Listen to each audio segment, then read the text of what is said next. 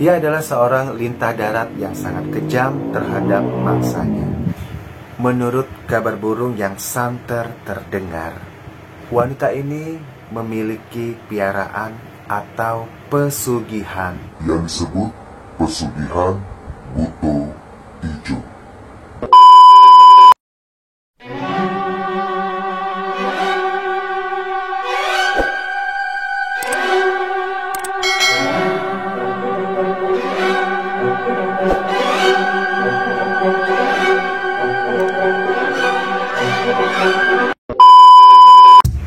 Halo guys, assalamualaikum warahmatullahi wabarakatuh. Jumpa lagi di Rio Ivana Channel.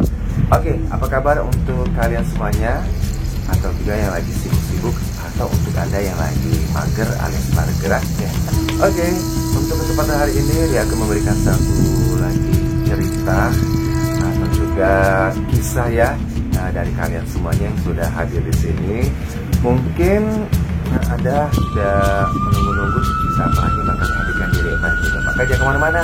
Oke, sebelum dimulai ini cerita, jangan lupa untuk subscribe, like, comment, and share. Sekali lagi untuk subscribe, like, comment, and share. Karena subscribe itu gratis. Dan untuk anda yang subscribe, saya doain semoga pahalanya berlimpah. Oke, jangan kemana-mana. Kita simak. Bu Harti sangat dikenal karena harta kekayaannya melimpah ruah. Salah satu usaha yang digelutinya adalah angkatan autobus. Usahanya ini memang sangat sukses. Selain itu, yang membuat hartanya semakin melimpah ruah adalah usahanya di bidang bank presid, alias lintah darat atau rentenir. Ia adalah seorang lintah darat yang sangat kejam terhadap mangsanya. Sudah puluhan korban menjadi tumbal untuk kekayaannya.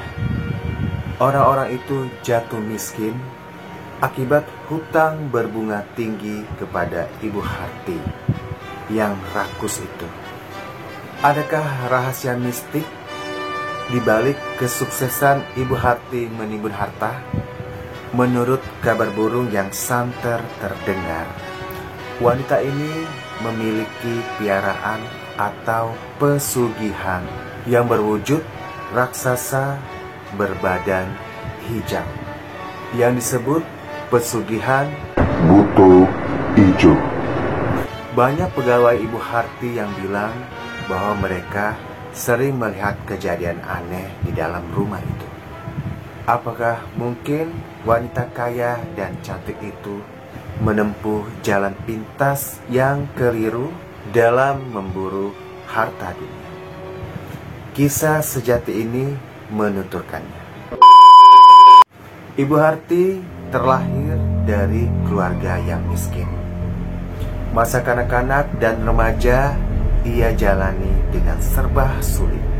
Pada usia 16 tahun, ia dipaksa oleh ayahnya untuk menikah dengan bandot tua yang kaya raya. Demi melunasi hutang-hutangnya kepada bandot tua itu, Harti rela dan pasrah untuk dinikahkan. Dan dia hanya bisa menerima nasib seperti itu. Ya, Harti ditumbalkan oleh bapaknya untuk membayarkan hutang-hutang ayahnya itu. Memang perih hati gadis belia itu. Bunga ayu yang sedang manis-manis dan mekar-mekar itu akhirnya dipetik oleh seekor kumbang jalang dan dihisap madunya. Dari pernikahannya dengan Pak Wongso itu, Harti mendapatkan satu putra. Menginjak usia perkawinannya yang ke-15, Pak Wongso suami Harti meninggal dunia dan seluruh harta warisan Pak Wongso menjadi milik Harti. Sayangnya Pak Wongso bukan hanya meninggalkan harta, tapi ia juga meninggalkan hutang yang banyak karena kegemarannya berjudi dan juga main perempuan. Sisa warisannya memang tidak seberapa, tetapi selama 15 tahun itu Harti sudah terbiasa dalam kehidupan mewah. Ia tidak mau menderita lagi. Baginya cinta bukanlah segalanya. Semakin waktu berlalu, harta yang dimiliki oleh Harti dan suaminya Wongso semakin hari semakin menipis dan juga habis. Ia dalam kebingungan dan ia takut untuk jatuh miskin lagi. Akhirnya ia mendapat informasi dari kenalannya. Ia ingin mendapatkan atau juga mencari harta kekayaan dengan jalan pintas, yaitu mencari pesugihan di pantai selatan. Di sanalah terdapat satu tempat keramat, sebuah goa yang biasa digunakan seseorang yang punya kepentingan negosiasi gaib kepada penunggu goa tersebut, yakni Ki Buto Ijo. Harti pun langsung menyetujui saran temannya itu dan ia langsung pergi ke tempat sesat itu. Ringkasnya, segala persyaratan telah dibawa Harti. Sepasang burung cucak hijau, sepasang ayam cemani, dan umbo rape lainnya. Tampak juru kunci yang sudah tua itu sibuk mempersiapkan segalanya untuk dipersembahkan kepada Ki Buto Ijo. Asap dupa mengepul mengitari ruangan goa. Suasana nampak mencekam. Namun hal ini berlaku hanya untuk beberapa saat saja. Dari kegelapan itu tiba-tiba terdengar ledakannya sangat aneh. Setelah itu muncullah cahaya berwarna hijau. Lama-kelamaan cahaya itu berubah wujud menjadi sosok orang yang sangat besar dan juga sangat menakutkan. Raksasa tinggi besar, badannya berwarna hijau, matanya merah menyala, dan dengan taring putih yang menyeringai seperti seorang hewan yang hendak menerkam mangsanya. Ki Genjur, ada apa? Kau mengganggu istirahatku? Tanya makhluk itu. Suaranya menggema di dalam ruangan yang pengap dan gelap itu. Ampun Ki, ini ada orang mau sowan kepada Ki Buto Ijo. Jawab sang juru kunci sambil menyembah hormat. Apa keinginanmu, Cahayu? Tanya Buto Ijo seraya memandang tajam ke arah Harti. Dengan rasa takjub dan bercampur rasa takut, wanita itu menyembah hormat seperti yang dilakukan oleh juru kunci. Ampun, hamba mohon bantuan Ki Buto Ijo agar hamba tidak menderita dalam hidupnya. Jawaban suara Harti dengan nada bergetar. Tapi kamu harus memenuhi beberapa persyaratan. Pertama, kamu harus bersedia menjadi istriku. Kedua, tiap bulan purnama aku akan datang mengunjungimu untuk makan dan bercinta. Makhluk itu berkata dengan sorot mata yang sangat menyala. Sejenak Harti bergidik. Terbayang dalam benaknya bagaimana ia bisa melayani makhluk dengan wujud yang seperti ini untuk bercinta dengannya. Tentu sangat menjijikkan dan juga sangat menakutkan.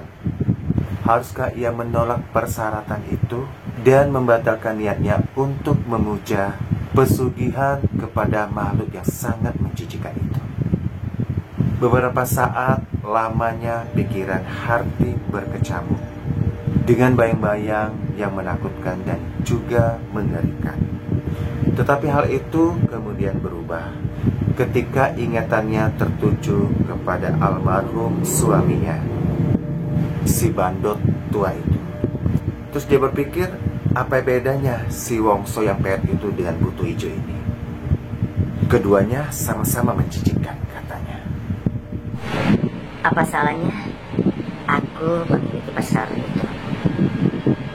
Karena aku tidak mau menderita lagi dan juga tidak mau miskin. Harti membatik. Lalu ia menerima persyaratan itu. Setelah disepakati, Prosesi berikutnya, juru kunci menyembelih burung cucok hijau yang dibawa oleh Harti untuk persyaratan itu. Kemudian darah cucok hijau itu diminum oleh Harti, sedangkan burung yang betinanya diberikan kepada Buto Ijo. Begitu halnya dengan ayam cemani yang dibawa oleh Harti, yang jantan untuk Harti, yang betina buat si Buto Ijo. Setelah meminum darah kedua hewan tersebut, prosesi sudah selesai pada tahap awal. Tinggallah Harti memenuhi prosesi berikutnya, yaitu melayani birahi Buto Ijo. Tak berapa lama sejak bertamu di Goa Keramat itu, kehidupan Harti memang berubah total dengan cepat. Usaha yang ia geluti selalu sukses. Tak heran dalam jangka waktu yang tidak terlalu lama, ia menjadi seseorang yang sangat sukses dan kaya raya. Yang aneh, tiap malam bulan purnama, Harti selalu berdiam diri di dalam suatu kamar khusus. Di dalam kamar itu, Harti telah menyiapkan berbagai daging segar sambil menunggu Buto Ijo yang siap menjadi mempelainya. Suatu ketika di malam bulan purnama, Harti sudah berdandan sangat cantik. Dia membakar dupa dan duduk termenung di depan perapian. Tepat jam 12 malam, angin berhembus kencang. Harti sudah merasa bahwa Buto Ijo akan datang. Ia menyambut dengan hati berdebar. Memang, tak lama kemudian, sekelebat cahaya hijau jatuh di hadapan Harti dan berubah wujud menjadi raksasa yang sangat besar. Malam itu, Harti dan Ki Buto Ijo menyantap daging segar yang mentah. Orang yang melihatnya pasti akan mentah. Tanpa Harti menikmati daging segar yang masih berlumuran darah itu. Bibirnya berlepotan darah. Begitu juga Ki Buto Ijo. Setelah puas melahap daging mentah itu, mata Ki Buto Ijo nanar melihat tubuh bahenol si Harti. Seketika baluk besar itu menerkam wanita montok itu. Memang tubuh yang tidak seimbang itu berkurang. Harti sampai terengah-engah menahan berat badan Ki Buto Ijo. Dan Harti malam itu merasakan sesuatu yang sangat luar biasa dari kebuasan sang Buto Ijo. Ia lemas di pembaringan dengan bersimbah peluh. Pakaiannya compang-camping, tapi tampaknya ia sangat puas sekali.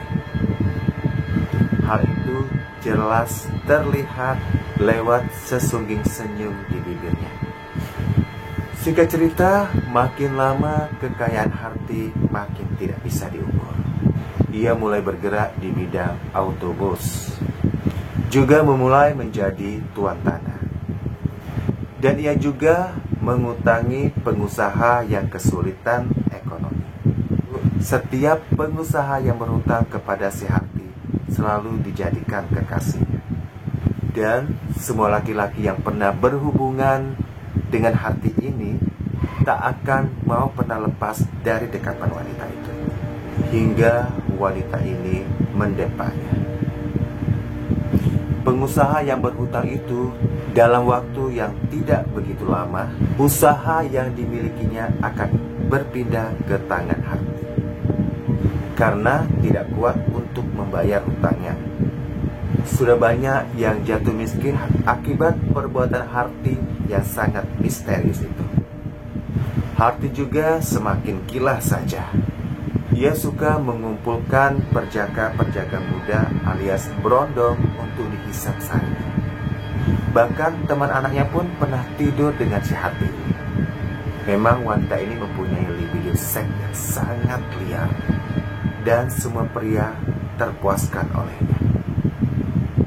Apakah kekuatan seks itu ia suka makan Atau juga Harti diberi pelajaran khusus oleh Ki Buto Ijo bagaimana cara menaklukkan pria.